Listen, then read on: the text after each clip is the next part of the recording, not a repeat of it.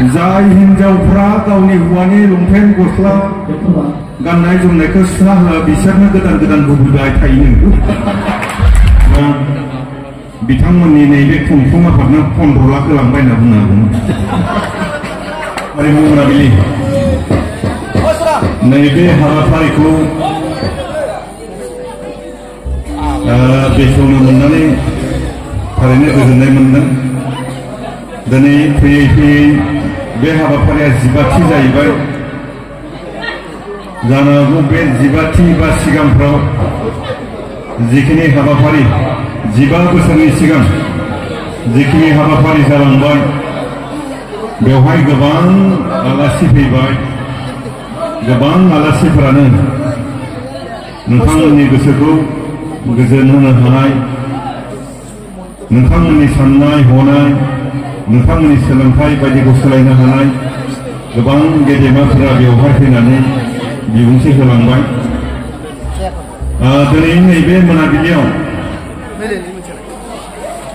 जाय बिथांमोना आंखौ दिनै बेवहाय हांख्रायनानै लाबोदों, बिथांमोना आंखौ मा साननानै लाबोदों आं बुजिनो मोनाखै। मानो होनबा आं MLA बो नङा, MP बो नङा, मिनिस्टारबो नङा, MCLA बो नङा। MCLA जानायबा, मिनिस्टार जानायबा, MLA जानायबा बिथांमोननि नैबे खुंफुं आफादनो 15 लाख होलांबाय होनना बुंनो हागौमोन। फाग्ला फैसा गैया। मास्टार जाबाय बेनो दाथ' आंनाव फैसा गैयालै माखौ होलांनो। ग्लासाव होलांदों जेराव फुदुंदों आं।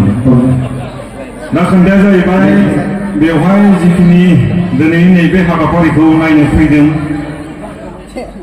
बेवहाय मतामति 90%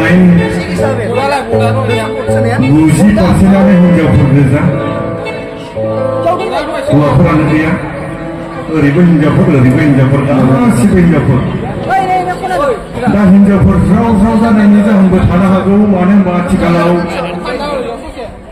गेस सिलिन्डारबाबो हिनजावफोरनोसो होयो, रेशन कार्डबाबो हिनजावफोरनोसो होयो, अरुणोदयबाबो हिनजावफोरनोसो होयो, स्कुटि होनांगौबाबो हिनजावफोरनोसो होयो।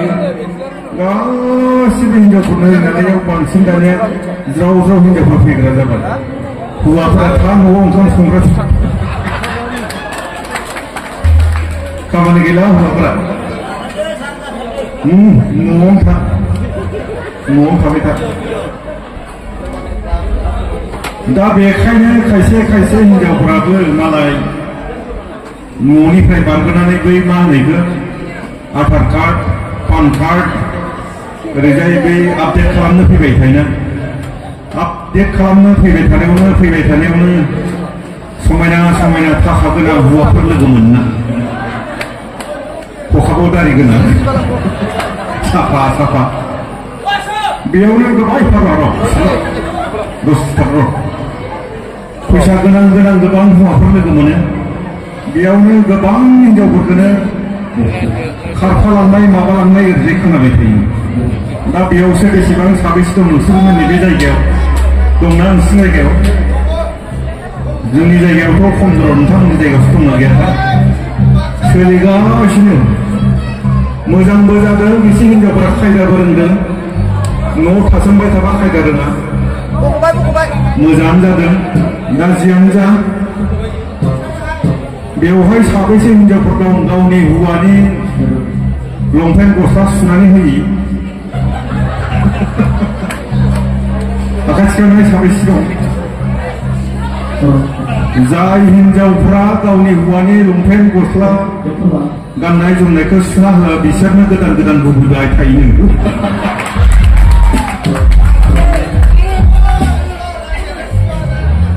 नोंनिया खारनांगौ मालाबा नोंहा लाब जागोनलाय थायो लाब दं नोंहा। जायफोरनिया सुनानै होआ बिनि गोसोआनो माबा गोदान लुबैबाय थायो जाहैबाय। दा नोंथांमोननि गेजेरावसो दंना गैया? गैया, रं गैया, थानोबो नाङा। जायजों हाबा जाबाय बिदिनो एकदम हान्थु खरायजासे था, जानजि गंगायजासे था। संसारा जेसेबाबो बेखौ थाखानायखौ गारना थांबाबो बिदिनो जाहैखागोन नालाय सिलाय जागोन दा जियानो जाबाय नोंथांमोन आंनि बुंनांगौ बेफोर नङा दिनैनि हारिमु मेला बेखौ बेखेवनाय दा जोंनि हारिमु बिथिङाव दिनै जानो हागौ दहायनि गेवलां मेलाव गोबां बाथ्रा बुंलांबाय सोलोंथाइनि फारसे हारिमुनि फारसे बैसागोआ माबोरै जाखो बिनि फारसे गोबां मोजां मोजां बाथ्रा बुंलांबाय जानो हागौ दा जेसेबां ग्रोम ग्रोम दहाय बिनिख्रुइ बांसिन ग्रोम ग्रोममोन खोमा नायग्राफ्रा ना खममोन दासो दानि मानसिफ्रा मालाय रोंखा रोखा जाजोब्बाय नालाय बारा गियाननि बाथ्रा खोनासंनो लुबैला रोंजोब्बाय बयबो रोंबाय गोरों जाबाय मोजां बाथ्रा रोंनांगौ गोरों जानांगौ दा जियानो जाबाय नोंथांमोन आंबो गोबां जायगायाव मेथाइ खननानै सेन्देलनि प्राइज मोननाय मानसि बे रुहुयावसो मा प्राइज मोनलाङो दा बेखायनो आंबो मेथाइ दोंनैसो खननोसै बेवहाय दायो आलासि फैगोन जाहा निकिता ना निकिता बर' आरो बिनि बिब' आसा बिथांमोना नोंथांमोनखौ रंजाहोगोन दा बिथांमोना निकिताजों आसाजों बिनिफ्राय बेसेबां फैसा खननानै लांगोन दा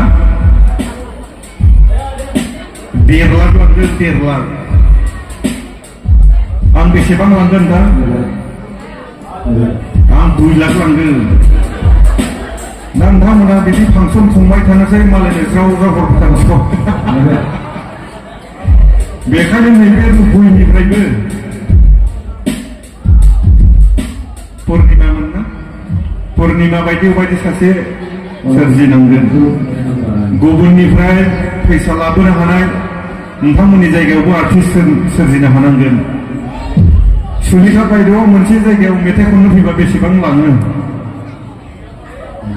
मथा मथि 1.5 लाख 1 लाख ओरैजाय लाङो दाना 1.5 लाख 2 लाख फैसा माबा खम फैसा नामा बेखायनो दिनै नोंथांमोननि बेवहाय मिउजिक स्कुल दंना गैयाथाय मिउजिक स्कुल दंना बेखायनो नोंथांमोना मिउजिक स्कुलाव गावनि गथ'फोरखौबो हरनांगोन दिनै गभर्नमेन्टआ मा खालामदों मोनफ्रोमबो स्कुलावनो खेलानि थाखाय खेल महरन होदों मोसानाय मुसुरनि थाखाय संस्कृत महरन होदों बेनि होनायनि जाहोनानो जाहैबाय जोंनो गंफ्रोमबो स्कुलावनो सासे सिफुं दामनायनि मास्टार मेथाइ खननायनि मास्टार मोसानायनि मास्टार बेफोरबायदि मास्टार नांसिगौ आनिफ्राय खेलानि थाखाय फिटनेस मास्टार गंफ्रोमबो स्कुलावनो अब्ला जोङो मावा दाङा मिउजिकनि जेबो सोमोन्दो गैया जेबो रोङालासिनो मास्टार मोनगोन नामा मोननाय नङा होनबा बेखायनो बेयाव थानाय बिमा बिफाखौ आं खावलायगोन नोंथांमोना मिउजिक स्कुलाव फरायहो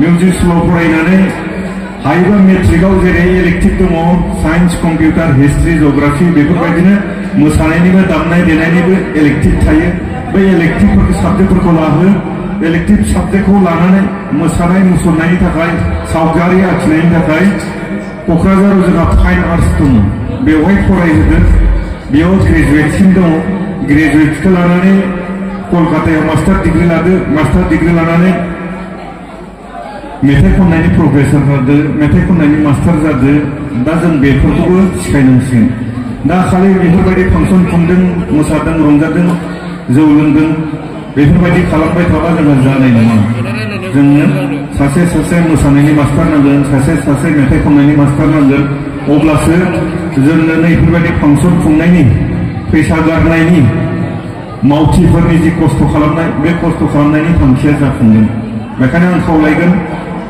15 बोसोरा दिनै खुंबोबाय 15 बोसोर खुंनानै आरो खुंबायानो थागोन बे खुंबाय थानायजोंल' जानाय नङा जों सासे मानसि सोरजिनो हानांगोन अब्लासो बिथांमोननि साननाय बिथांमोननि मावनाया जाफुंगोन गोसोआव थागोन ना होनबा बेखायनो आसा खालामगोन नैबे जायगायाव सुलेखा बायदि मोनथों बिग्राय बायदि मोननो हाथों गौतम बायदि मोननो हाथों बेखौनो आसा खालामनानै आं दिनै दोंसे मेथाइ खननानै नोंथांनिफ्राय बिदाय लागोन